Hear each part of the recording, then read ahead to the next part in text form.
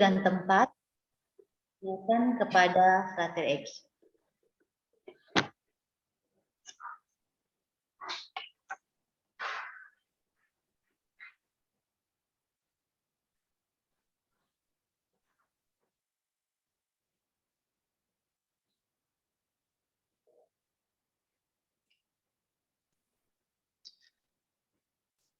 Baik, Ibu Yulce, terima kasih.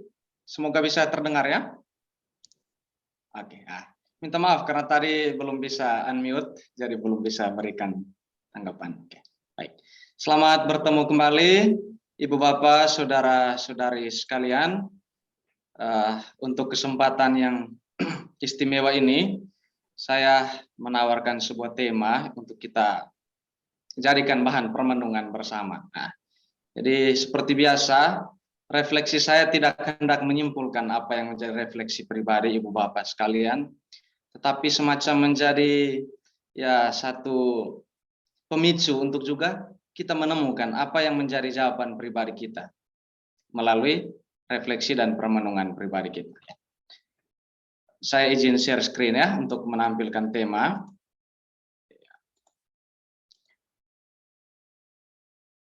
Ini dia. Sudah masuk ya, Bu Yulce? Oke. Frater. Oke, Frater. Baik. Ini kuasa Allah dalam kelemahan.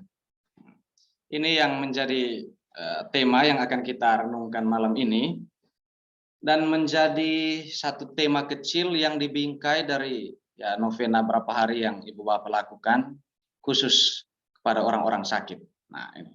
Jadi tema ini dirumuskan dalam bingkai tema yang lebih besar, yaitu devosi dan doa secara khusus bagi orang-orang sakit. Perkenalkan, saya Frater Eki untuk yang baru berjumpa. Sekarang tinggal di Jogja, di Biara Karmel OCD. Mohon maaf kalau nanti jaringan agak tersendat karena kami di sini hujan cukup lebat malam ini. Ya. Semoga maksudnya juga tetap seperti hujan yang membasahi itu, renungan ini juga menyejukkan hati Ibu Bapak sekalian. Ini dia, kuasa Allah dalam kelemahan. Saya ingin memberikan sebuah pengantar singkat supaya menjadi lebih jelas bagi kita tentang tema ini. Pertama saya mau katakan, dan saya yakin ya kita juga sepakat, bahwa semua orang itu memiliki kelemahan. Ini yang pertama. Entah yang berasal dari dalam diri, ya, maupun juga yang datang dari luar. Tetapi ketika kita menyadari bahwa semua kelemahan yang dimiliki itu, yang paling penting untuk juga kita tanyakan adalah apa yang bisa kita kerjakan dengan kelemahan-kelemahan itu. Apa yang bisa kita lakukan? Apakah di hadapan kelemahan-kelemahan itu yang sangat kodrati dan alamiah kita miliki untuk kelemahan-kelemahan tertentu, apakah kita tidak mengakuinya ataukah justru merangkulnya? Ini pokok-pokok awal. Dan pertanyaan yang paling besar adalah bagaimana Tuhan memperlakukan kelemahan-kelemahan kita itu. Bagaimana Tuhan memperlakukan kelemahan-kelemahan kita. Itu yang akan kita lihat malam ini, sehingga pertanyaan mendasar yang menjadi arah, menjadi petunjuk bagi refleksi kita malam ini adalah, apakah Tuhan berkuasa dalam kelemahan kita? Ini dia. Kita lihat sepintas, apa itu kelemahan menurut kitab suci? Ya. Saya mengutip apa yang dikatakan Rasul Paulus, karena tulisan Paulus itu menjadi satu contoh yang baik untuk kita renungkan tentang tema ini. Menurut Paulus, sebuah kelemahan atau bahasa Paulus itu dalam 2 Korintus dikatakan duri dalam daging. Jadi kelemahan itu bukanlah dosa, juga bukan kejahatan atau cacat yang bisa kita ubah. Jadi kita dapat pemahaman ya di awal ini bahwa kitab suci mengakui bahwa kelemahan itu sesuatu yang tidak bisa kita ubah. Dan juga bukanlah suatu dosa atau kejahatan. Jadi sebuah kelemahan itu suatu keterbatasan yang kita warisi atau kita tidak punya kuasa untuk mengubahnya. Boleh dibilang sesuatu yang kita terima secara alamiah, bawaan. Tidak bisa kita pilihkan, itu ada dalam diri kita atau tidak. Itu bisa merupakan satu keterbatasan fisik, seperti cacat, penyakit kronis, atau kondisi tubuh yang secara alamiah itu lemah. Secara alamiah lemah. Atau bisa juga kelemahan itu berupa ini, keterbatasan-keterbatasan emosional, seperti pengalaman-pengalaman traumatis, ya, untuk pengalaman tertentu, ingatan-ingatan yang menyakitkan, atau kepribadian yang ya tidak seperti biasa, dan juga temperamen-temperamen kita yang secara lahiriah itu ada dalam diri kita. Jadi untuk hal-hal itu tidak bisa kita ubah. Seperti kalau orang yang memang lahir dengan kondisi fisik yang ya terbatas, dia tidak pernah meminta untuk itu. Tetapi mengapa itu harus ada dalam diri? Ini yang akan kita lihat nanti. Bahwa yang pertama, kelemahan itu adalah sesuatu yang tidak dapat kita ubah, juga bukanlah dosa, bukanlah kejahatan.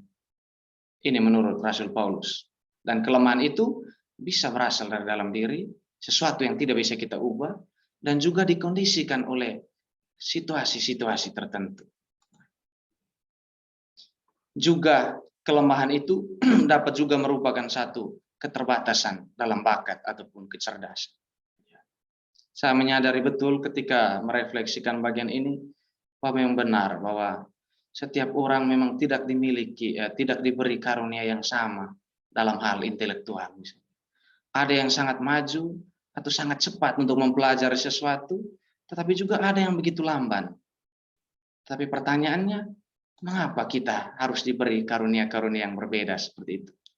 Jika demikian, kita tentu bisa memiliki keyakinan bahwa Tuhan memaksudkan sesuatu dengan itu.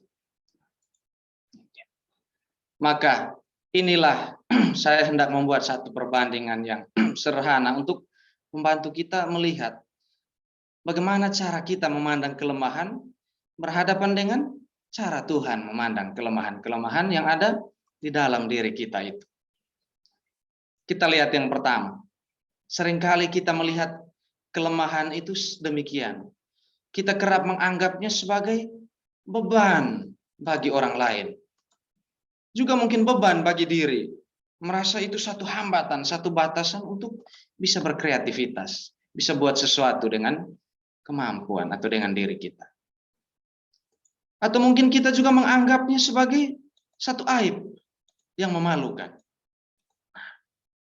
Ya harus diakui kadang untuk kelemahan-kelemahan atau hal-hal yang kita belum bisa berdamai dengannya dalam diri kita, kita kadang menganggap itu sebagai aib yang harus ditutupi. Jadikan itu konsumsi pribadi. Nah, itu. Juga kita kerap melihat kelemahan itu sebagai tanda bahwa kita kurang diberkati. Bisa saja bahwa kelemahan itu menjadikan kita menganggap bahwa kita ini kurang diberkati. Dan juga kurang beruntung. Juga hal yang harus disangkal, harus dilawan, harus ditolak. Kita kerap memandang kelemahan seperti itu. Juga menjadi alasan bagi kita untuk mengeluh. Mengeluh dengan keterbatasan, dengan kelemahan yang tadi dikatakan sebagai sesuatu yang tidak dapat kita ubah. Dan juga kita kerap berusaha untuk menyembunyikannya dan bahkan membenci kelemahan-kelemahan dalam diri kita itu. Dan pada akhirnya menghasilkan satu sikap yang umum kita kenal sebagai kurang percaya diri. Karena apa? Kita berusaha untuk menyembunyikan sesuatu hal yang sebetulnya tidak bisa kita perbaiki. Juga untuk sesuatu hal yang tidak pernah kita minta bahwa itu kita miliki. Namun, Kalau tadi itu cara-cara kita memandang kelemahan biasanya dari kacamata yang negatif, secara amat berbeda Tuhan memandang kelemahan kita. Satu kutipan yang menarik dari tulisan Nabi Yesaya, di sana dikatakan, pikiranku bukan pikiranmu, dan jalanku bukan jalan. Rancanganku bukanlah rancangan. Jadi seringkali untuk sesuatu yang kita miliki, kita berusaha untuk memahami dengan akal kemampuan kita yang terbatas. Tapi malam ini kita diingatkan melalui firman ini, bahwa apa yang Tuhan pikirkan itu jauh lebih tinggi dari yang bisa kita paham. Apa yang Tuhan rancang jauh lebih baik dari yang bahkan yang bisa kita minta, yang bisa kita harapkan dari. Karena itu, karena pikiran Tuhan, karena rancangan Tuhan itu jauh melampaui rancangan dan pikiran kita, maka Tuhan sering bertindak dengan cara-cara yang sangat bertentangan dengan apa yang kita harapkan. Oke, ini poinnya. Karena pikiran Tuhan jauh lebih mulia dari pikiran kita, karena Tuhan merancang sesuatu, bahkan bertentangan dengan apa yang kita harapkan.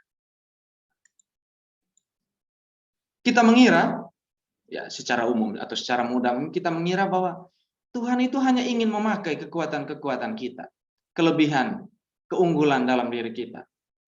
Tetapi padahal sebetulnya Tuhan pun ingin menggunakan kelemahan-kelemahan kita itu untuk kemuliaannya. Ini poinnya. Mengapa cara pandang Tuhan itu berbeda dengan cara kita memandang kelemahan dalam diri atau dalam diri sesama. Kalau kita merasa bahwa Tuhan hanya memakai kelemahan, kekuatan-kekuatan saya, tapi sebetulnya Tuhan pun bahkan dengan kelemahan-kelemahan kita, Ia akan pakai sebagai jalan untuk bisa menyatakan kemuliaan.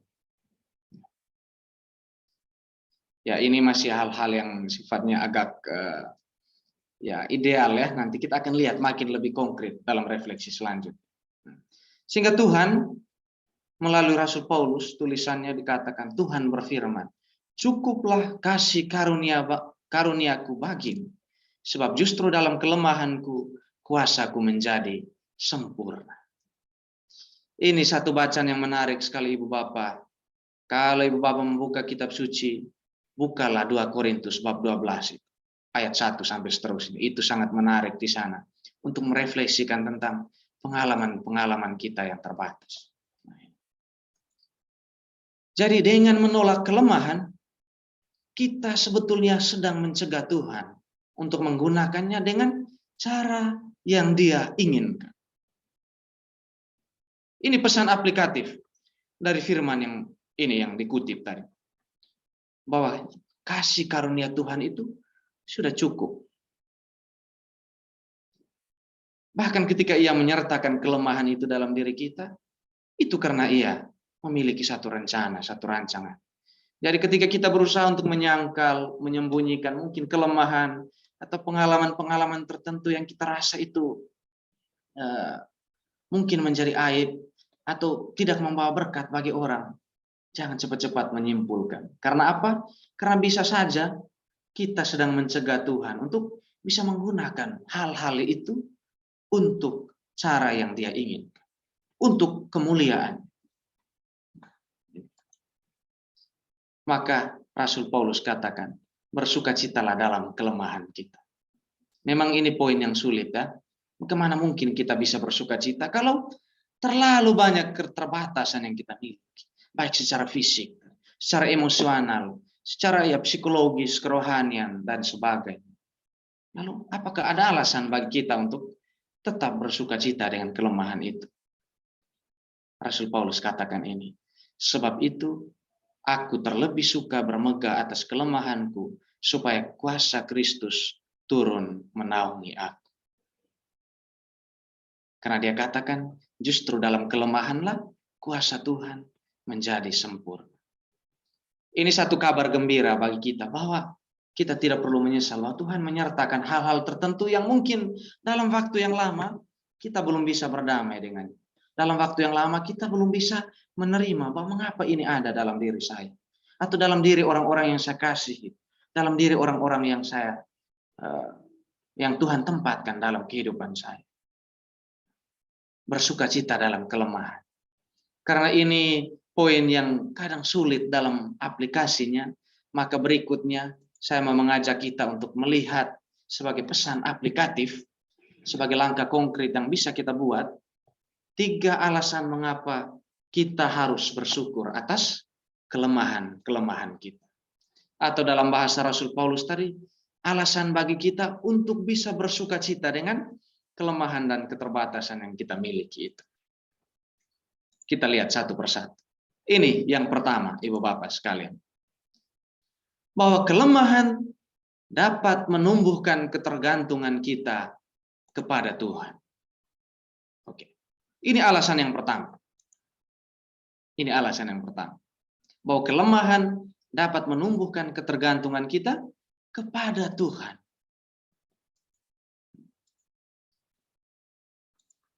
Santo Paulus, dia menunjuk kepada kelemahannya sendiri ketika memberi nasihat ini. Bahwa apabila saya lemah, saya menjadi kuat. Karena biasanya ini sangat konkret. Biasanya semakin sedikit kita memiliki, semakin banyak kita menggantungkan diri kepada Tuhan. Atau semakin sedikit yang kita punya itu, biasanya kita lebih mudah untuk percaya dengan orang atau menggantungkan harapan kita juga pada pertolongan orang lain. Kita lihat secara sederhana, gitu ya. Orang-orang yang hidupnya tidak beruntung, yang ada di lampu-lampu merah di pinggir-pinggir jalan. Jadi semakin sedikit kita memiliki, semakin tinggi kita menggantungkan diri juga kepada sesama dan kepada Tuhan. Ini. Ketika kita merasa lemah, Tuhan sedang mengingatkan kita agar selalu bergantung kepada. Jadi bersyukurlah untuk pengalaman-pengalaman tertentu, mungkin ketika kita merasa bahwa kita itu sangat punya kemampuan yang terbatas ya. Tuhan, saya punya keterbatasan seperti ini, punya kelemahan yang demikian. Mungkin pada saat-saat kita menyadari keterbatasan, kelemahan seperti itu, Tuhan sedang mengingatkan kita agar kita tidak saja bergantung pada kemampuan diri kita, tetapi justru untuk kita semakin bergantung kepada Dia. Kelemahan dapat juga mencegah kesombongan dan menjaga kita tetap rendah hati. Ini juga saya harap menjadi poin yang juga membantu kita secara konkret dan aplikatif. Mengapa kita mesti bersyukur atas kelemahan kita? Atau mengapa kita mesti bersukacita untuk kelemahan-kelemahan yang kita miliki? Karena kelemahan justru dapat membantu kita untuk tetap rendah hati. Dan ciri orang yang rendah hati itu biasanya dia selalu merasa meskipun ada hal yang patut untuk dia terima sebagai pujian untuk dirinya, dia selalu merasa tetap ada banyak hal yang kurang dalam dirinya. Dia selalu melihat bahwa ada hal yang butuh dia perbaiki dalam hidupnya.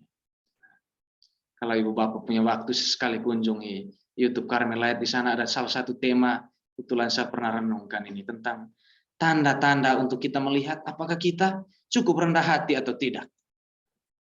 Karena kebajikan ini memang agak tersembunyi dari pemiliknya. Itu hanya bisa dikenali dari tanda-tanda lahiriah yang bahkan melalui orang lain atau melalui refleksi yang mendalam. Gitu.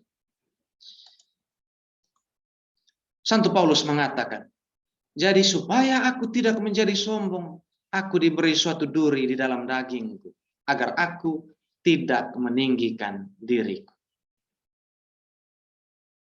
Ini ungkapan seorang rasul besar yang mewartakan Injil Tuhan untuk orang-orang non-Yahudi. Dia katakan, bahkan perlu Tuhan memberikan suatu duri dalam dagingku, atau suatu kelemahan, keterbatasan dalam diriku. Supaya apa? Supaya tidak menjadikan dia sombong. Supaya itu menjadi tanda peringatan baginya, menjadi alasan bagi dia untuk selalu melihat bahwa memang saya bukanlah siapa-siapa jika saya tidak bergantung pada Tuhan. Dan seringkali Tuhan menyertakan kelemahan utama pada suatu kekuatan utama untuk menjaga agar ego kita tetap terkendali. Ya. Ini memang lebih relevan secara khusus untuk saya yang muda dan juga mungkin ya ibu saudara-saudari yang malam ini bergabung, bahwa kelemahan-kelemahan itu juga penting untuk menjaga bahwa supaya ego kita juga tetap terkendali. Bahwa tidak ada hal yang terlalu besar untuk kita jadikan itu alasan untuk menyombongkan diri, untuk memegahkan diri. Karena apa? Tuhan kerap menyertakan kelemahan utama kita juga dalam kekuatan-kekuatan utama kita. Jadi keterbatasan itu bertindak sebagai semacam pengatur, semacam alarm, semacam penuntun agar kita tidak melangkah terlalu cepat dan berlari mendahului Tuhan. Ya, keterbatasan itu Tuhan maksudkan ada dalam diri kita dan menjadi alasan bagi kita bersyukur untuk kelemahan itu adalah dengan maksud ini. Supaya kita tidak berlari terlalu cepat mendahului apa yang Tuhan inginkan, Tuhan kehendaki. Itu yang pertama. Alasan yang kedua, mengapa kita mesti bersyukur atas kelemahan kita adalah bahwa pelayanan paling efektif biasanya berasal dari luka yang terdalam. Saya ulang ya, pelayanan yang paling efektif biasanya berasal dari luka yang terdalam. Apa maksudnya? Jadi ketika kita memiliki kelemahan atau ketika kita menyadari bahwa kelemahan-kelemahan ada dalam diri kita, itu dapat meningkatkan kemampuan kita untuk bisa bersimpati dan juga mampu melayani orang lain. Ya. Mungkin ibu bapak sering dengar ungkapan bahwa hanya orang yang sakit yang bisa memahami dengan lebih baik orang yang sakit lain. Hanya orang yang tahu dia butuh bantuan, dia akan lebih peka untuk menolong sesama. Jadi bahkan untuk pengalaman-pengalaman tertentu yang menyakitkan dalam hidup kita, itu bisa menjadi sarana. Itu bisa menjadi satu titik pijak bagi kita untuk membantu orang-orang lain. Ya. Kita menjadi berkat setelah diberkati. Satu kisah yang menarik dalam Injil itu adalah ketika ibu mertua Petrus yang waktu itu sedang sakit demam. Tuhan Yesus dan murid-murid bertamu ke rumah. Dan hal pertama yang Tuhan Yesus lakukan adalah menyembuhkan ibu mertua Petrus. Apa yang terjadi? Apa yang dilakukan ibu mertua Petrus setelah? Yang dia lakukan adalah dia bangun lalu melayani Yesus dan orang-orang yang datang bersama dia. Ini satu pesan yang bagi saya sangat menarik bahwa sesekali bahwa dalam pengalaman tertentu hidup kita, kita pun harus menjadi seperti ibu mertua Petrus, bahwa kita disembuhkan untuk melayani. Kita diberkati untuk juga menjadi berkat bagi orang. Dan bahkan seperti dikatakan tadi, pelayanan kita yang terbaik itu justru pelayanan yang berasal dari luka, pengalaman pahit, pengalaman disakiti, keterbatasan dan kelemahan-kelemahan yang kita miliki dalam diri. Itu bisa menjadi bantuan yang sangat besar untuk orang lain. Nah, jadi pesan kehidupan kita yang terbesar dan pelayanan kita yang paling efektif itu berasal dari luka yang terdalam. Luka itu bisa berupa itu pengalaman-pengalaman masa lalu yang kita sulit berdamai, lalu berusaha untuk kita buka kepada orang. Jadikan itu mungkin satu cermin bagi orang juga melihat bahwa ternyata yang mengalami pengalaman sulit itu bukan hanya seorang diri, bukan hanya saya saja, tetapi saya bersama orang-orang percaya lain. Karena Tuhan pun kadang memperlakukan sahabat-sahabatnya itu agak berbeda. Semakin dekat seseorang dengan Tuhan, kadang semakin besar ia diuji. Semakin besar ia mendapat pengalaman untuk menguji dirinya sendiri apakah benar dalam pengalaman-pengalaman itu dia dekat dengan Tuhan, dia tetap mempercayakan dirinya kepada Tuhan ataukah berpaling dari. Dan hal-hal yang paling memalukan kita dan yang paling berat untuk diceritakan dapat Tuhan gunakan untuk memulihkan orang lain. Itu Tuhan bisa pakai melalui diri kita, melalui kelemahan kita tadi, bagi pemulihan orang lain. Jadi satu penulis rohani, saya senang sekali mengutip ini, Hudson Taylor namanya. Dia katakan bahwa semua orang besar Tuhan adalah orang-orang lemah. Semua orang besar Tuhan adalah orang-orang lemah. Artinya bahwa bahkan dalam diri seorang Rasul Petrus, seorang Rasul Paulus, dan orang-orang kudus besar lainnya dalam gereja pun, kita yakin bahwa mereka pun memiliki kelemahan dan keterbatasan dalam diri. Dan itu adalah sesuatu yang sengaja Tuhan tempatkan dalam diri mereka. Supaya apa? Supaya kita dapat mempercayai Tuhan lebih dari kita mempercayai diri dan kemampuan kita sendiri. Gitu. Satu contoh yang bacaan yang bisa menambah refleksi kita ini tulisan Rick Warren ya, The Purpose Driven Life. Jadi di sana ditulis contoh-contoh tadi orang-orang besar Tuhan juga adalah orang-orang yang punya kelemahan. Yang pertama disinggung tentang contoh seorang Nabi Musa.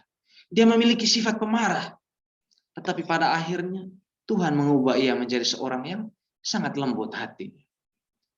Kita ingat Musa itu kan pernah bunuh orang ketika di Mesir. Dia marah melihat kaum keturunan Israel dari keturunan Ibrani yang waktu tinggal di Mesir. Dia lihat dianiaya, lalu dia naik pitam dan dia bunuh. Lalu akhirnya dia melarikan diri akhirnya dia tinggal di gurun. Nanti dia ketemu jodohnya di sana, di tanah Midian. Pada akhirnya juga kita ingat ketika dia turun dari atas Gunung Sinai membawa 2 loh batu, dan dia melihat orang-orang Israel waktu itu sudah membuat patung dari lembu emas, tuangan untuk menyembah mereka. Dia menjadi sangat marah. Lalu apa yang terjadi? Dia menghancurkan 2 loh batu itu. Dan pada akhirnya dia harus naik lagi untuk menulis ulang. Itulah karakter dari seorang Musa, seorang nabi besar, seorang pemimpin besar Bani Israel itu. Tetapi Tuhan memakai dia dan mengubah dia menjadi orang yang lembut hati. Atau juga Gideon. Gideon itu satu panglima besar dalam perjanjian lama.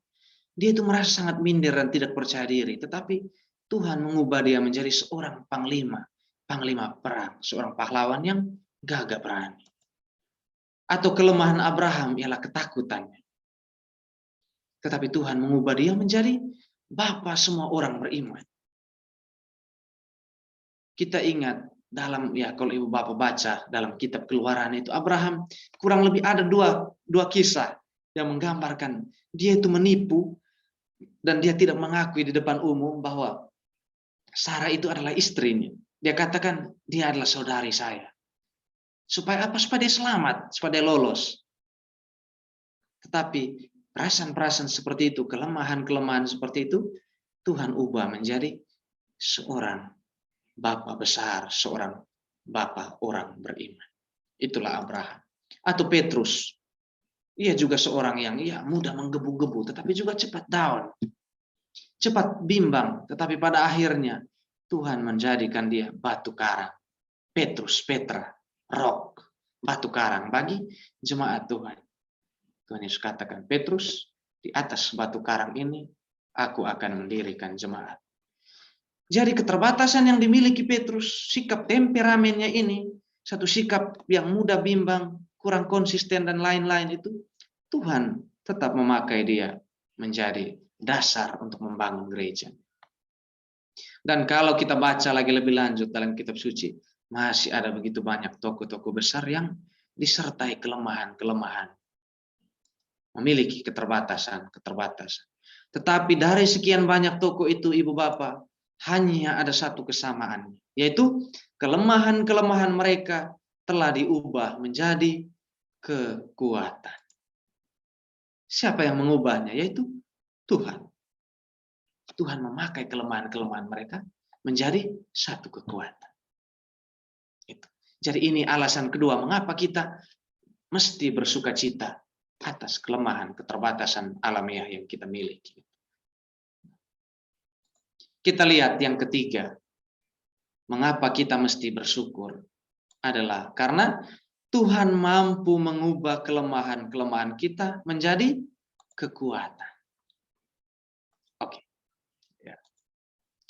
Mungkin ya bahas yang terlalu rohani, tetapi inilah satu pesan, satu kabar gembira bagi kita bahwa Tuhan mampu mengubah kelemahan-kelemahan kita menjadi kekuatan. Jika itu ia lakukan dengan orang-orang besar dalam kitab suci, orang-orang kudus yang hidup lebih dulu dari kita, ia pun pasti akan menggunakan juga akan melakukannya dengan hidup kita. Jadi Tuhan ingin mengambil kelemahan terbesar kita dan mengubahnya. Maka ceritakanlah dengan jujur kelemahan-kelemahan yang kita miliki. Yang pertama-tama adalah keterbukaan ini. Untuk mengakuinya kepada Tuhan. Juga terbuka dengan diri, mengakui bahwa oke, saya mesti berdamai dengan hal-hal tertentu yang awalnya saya tidak menginginkan ini terjadi, tapi ini saya miliki dengan hidup saya. Dan ketika kita juga mulai terbuka dengan orang lain, dan orang-orang kita percayalah bahwa kelemahan yang kita anggap sebagai aib, sebagai satu keterbatasan dalam diri kita, itu bisa menjadi satu bantuan rohani untuk mereka. Saya sangat yakin, saya secara pribadi ketika merefleksikan bagian ini, benar juga terlalu banyak hal yang kadang saya itu ya punya kecenderungan untuk membandingkan diri dengan orang. Tuhan, kenapa dia memiliki kemampuan seperti ini?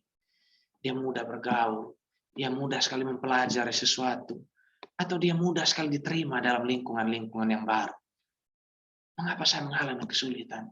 Mengapa saya agak sedikit merasa insecure ketika masuk dalam lingkungan baru dan sebagainya.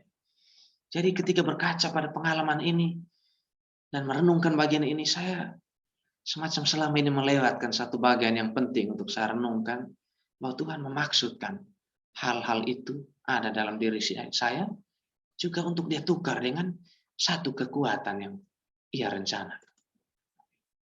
Jadi pelayanan yang terbaik itu juga dimulai dengan keterbukaan tadi. Terbuka dengan apa yang menjadi keterbatasan kita. Memang sangat alamiah, Ibu Bapak, ya dalam ruangan ini memang mungkin saya yang paling junior ya.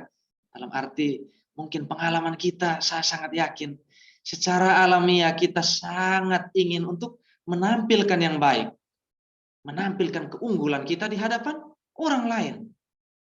Karena apa? Kekuatan-kekuatan yang kita miliki menumbuhkan satu semangat kompetisi. Mau menjadikan bahwa saya lebih baik dari dia. Saya menunjukkan, tampil terbaik. Secara sosial memang itu baik. Dalam arti tertentu kita perlu menyembunyikan aib pribadi dalam arti tertentu ya. Atau keterbatasan kita miliki. Tetapi dalam hal ini, dalam refleksi malam ini, saya justru mengajak kita untuk melihat sebaliknya. Bahwa keterbukaan, bahkan hal-hal yang tidak ingin kita ceritakan, itu bisa menjadi bantuan yang besar bagi orang lain. Saya senang sekali duduk cerita dengan ada satu, kebetulan di komunitas kami, ada satu pastor yang sudah sangat sepuh, orang Amerika. Kami panggil beliau Opa. Saya selalu tanyakan, Opa, apa yang menjadi kecemasanmu terbesar ketika menjadi tua? Saya selalu ulang pertanyaan ini, dan dia biasanya mulai cerita banyak hal. Tapi seringkali dia katakan, ketika suatu saat engkau terjun dalam pelayanan pastoral yang lebih konkret lagi, ketika orang mulai berikan pujian, orang senang dengan pelayanan kita, pertama-tama engkau jangan menganggap bahwa itu untuk engkau, tetapi itu harus untuk Tuhan. Bahkan ketika engkau berani untuk menyampaikan kelemahanmu atau menampilkan diri apa adanya, orang akan jauh lebih mampu melihat Tuhan dalam dirimu yang memiliki kelemahan, keterbatasan itu, daripada dalam dirimu yang menampilkan hal-hal yang unggul, hal-hal yang luar biasa saja.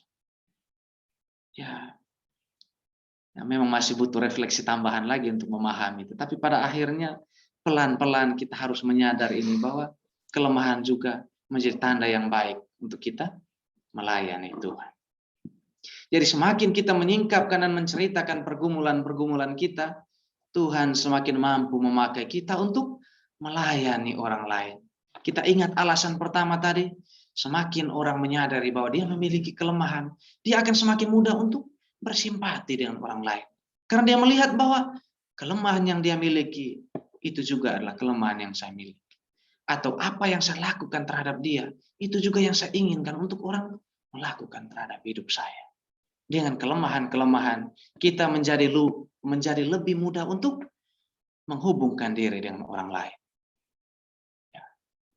Saya tidak tahu sejauh mana misalnya Ibu Anita punya pengalaman tentang ini ya Ibu Anita Salim. Artinya bahwa memang mengalami atau ya menyadari bahwa kita punya pergumulan tertentu, kita akan juga lebih mudah untuk mengerti pergumulan orang. Atau kalau kita punya pengalaman yang dalam arti ya mungkin tidak lazim untuk orang lain, itu bisa menjadi satu cara untuk juga meneguhkan orang.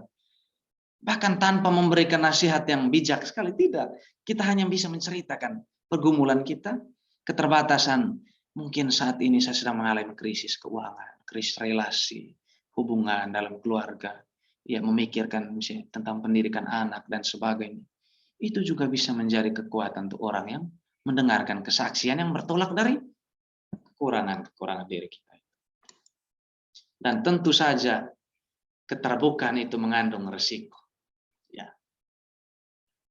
Resikonya adalah kita ditolak. Itu poinnya. Jadi semakin terbuka kita, semakin rapuh juga kita. Saya kadang refleksikan mengapa orang itu semakin mencintai, semakin memberi diri untuk orang lain, dia semakin mudah untuk dilukai. Semakin mudah untuk ya direndahkan, diremehkan atau dicemooh dan segala macam, mendapat perlakuan yang tidak semestinya dia terima. Rupanya karena ini, karena kita sudah merobohkan benteng pertahanan diri kita. Artinya ada bagian tertentu dalam diri kita tuh yang sudah kita kikis. Supaya apa? Supaya mudah dimasuki orang lain. Karena mencinta itu hanya bisa dengan membuka diri. Dan semakin kita membuka diri, resikonya ini. Kita bisa ditolak. Karena orang tahu sebenarnya kita ini seperti apa. Oh, ternyata ya Dr. Eki ini ya Ibu Regina undang ini kali ketiga ini, ternyata hal-hal tertentu ini juga ketika diketahui begini. Tetapi saya sangat yakin bahwa semakin kita terbuka, tentu keterbukaan ini sebagaimana dikatakan dalam kalimat ini saya rumuskan, semakin kita terbuka, yang resiko yang kita terima juga semakin besar. Tetapi keuntungannya pun sebanding dengan resiko. Manfaat dengan kita terbuka akan kelemahan kita juga setara dengan resiko. Apa maksud? Saya ingin menampilkan ini. Pertama, keterbukaan itu biasanya memerdekakan kita secara emosi, secara batin. Ya, kita bayangkan kita memiliki satu hal yang kita sembunyi sekian lama. Kita merasa bahwa kita bisa mengatasinya, kita bisa menghandle. Tepuk dada bahwa saya adalah superhero untuk diri saya. Saya pasti bisa mengatasi ini bersama Tuhan. Tapi kita lupa bahwa untuk hal tertentu tidak cukup. Ada hal tertentu yang kita butuh bantuan orang lain.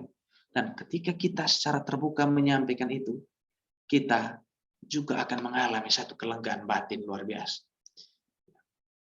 Mengapa saya baru mengerti belakangan, mengapa dulu mama saya itu, kalau ada persoalan itu, dia pasti selalu cerita. Entah dengan menantunya, ataupun dengan saya juga kadang-kadang.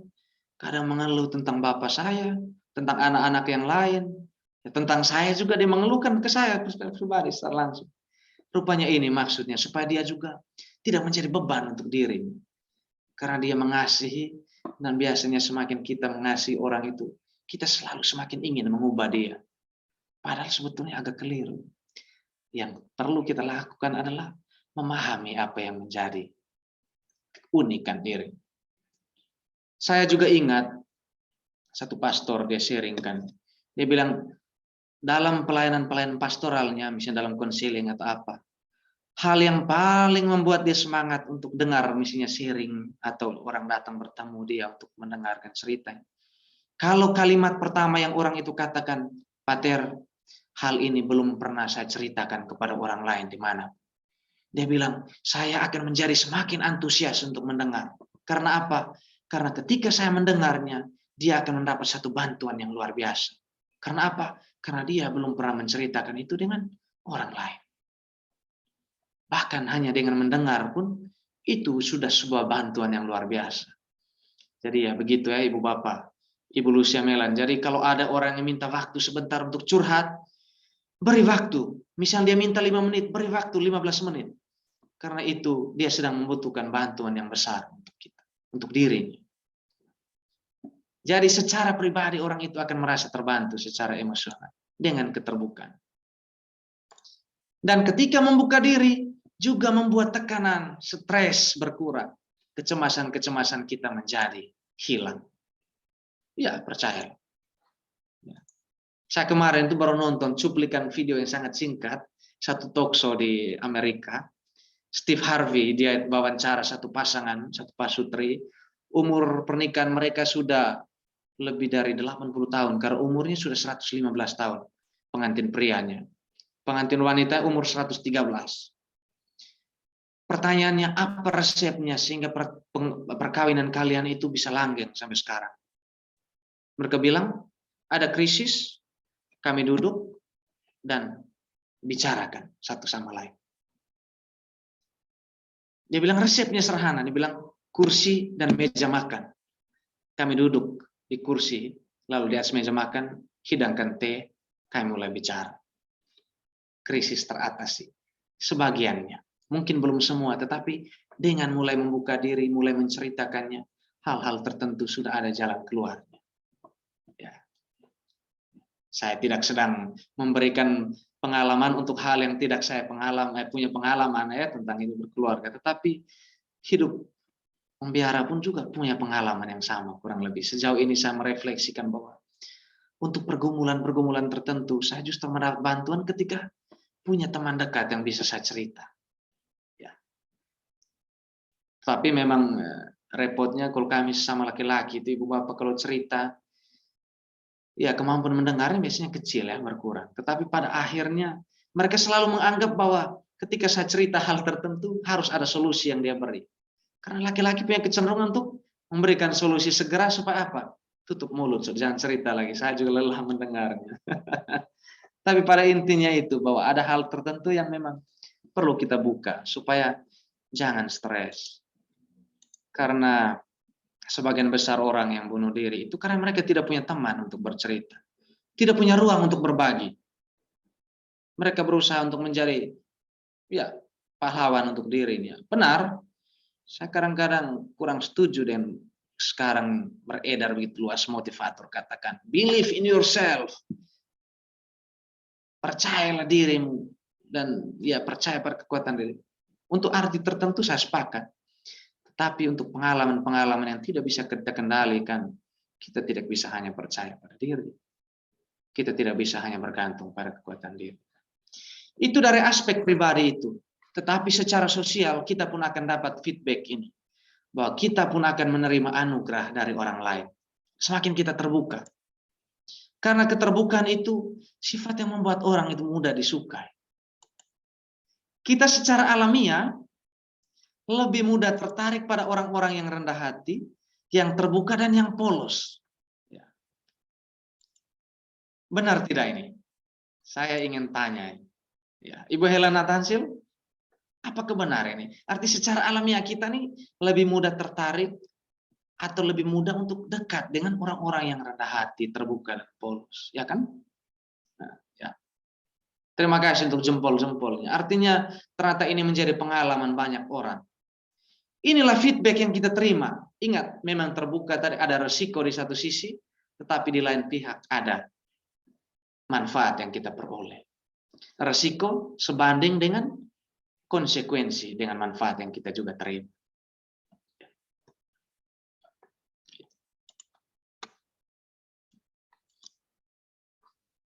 Satu catatan penutup. Ya, saya ingin menegaskan kembali apa yang menjadi kata kunci yang paling sering saya sebut tadi, bahwa Tuhan juga memakai kelemahan-kelemahan kita dan bukan hanya kekuatan-kekuatan dalam diri kita. Ini. Dan jika yang terlihat hanyalah kekuatan kita, ya, ini pengalaman biasanya begini. Kalau kita hanya menampilkan kekuatan kita, mungkin orang akan berpikir begini, ya, itu baik untuk dia. Dia memang punya kemampuan itu, tetapi saya tidak akan pernah bisa melakukan hal yang sama yang dia lakukan. Itu di hadapan kelebihan-kelebihan kita. Bisa saja membuat orang itu patah semangat dalam arti tertentu ya, dalam tanda kutip. Dia akan melihat, oke, itu hal yang baik untuk dia, tapi belum tentu bisa dilakukan oleh saya secara pribadi.